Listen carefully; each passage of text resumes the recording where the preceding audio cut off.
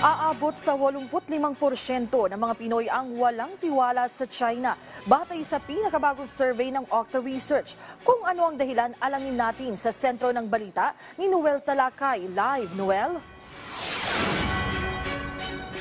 Mela, tama ka dyan. Kanina nga naglabas na ng pinakabagong survey ang Okta Research kaugnay sa trust rating o tiwala ng mga Pilipino sa bansang China.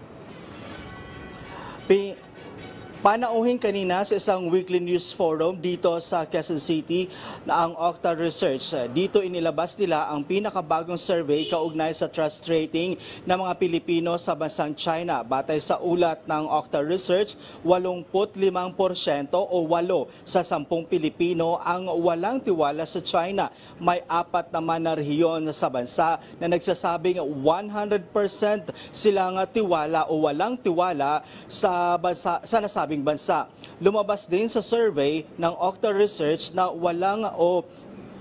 ang lalawigan ng Cagayan Valley ay mababa ang distrust rating o walang tiwala sa China. Ibig sabihin nito, ayon sa Okta Research, mataas ang tiwala ng mga taga Cagayan Valley ng nasabing bansa. Pananaw naman ng isang security analyst na si Professor Chester Cabalsa, una rito ay dahil malapit ang Cagayan Valley sa China. Pangalawa naman, nag-invest ang China sa nasabing lalawigan. Ibig sabihin, maraming negosyanteng Chinese o mga negosyo na pagmamay-ari ng Chinese dito.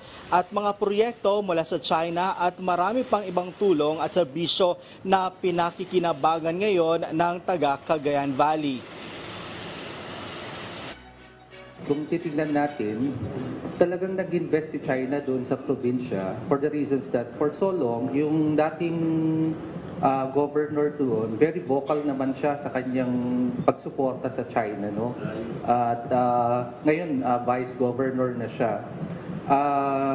For so long, for 6 years, talagang nag-invest si China doon sa Cagayan dahil alam nila si US merong EDCA sites doon.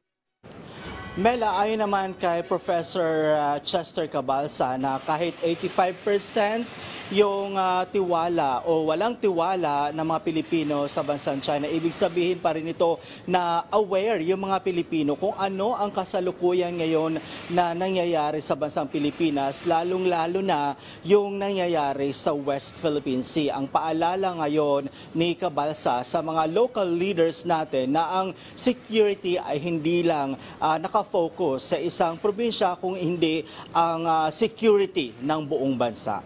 Mela? Maraming salamat, Noel Talakay.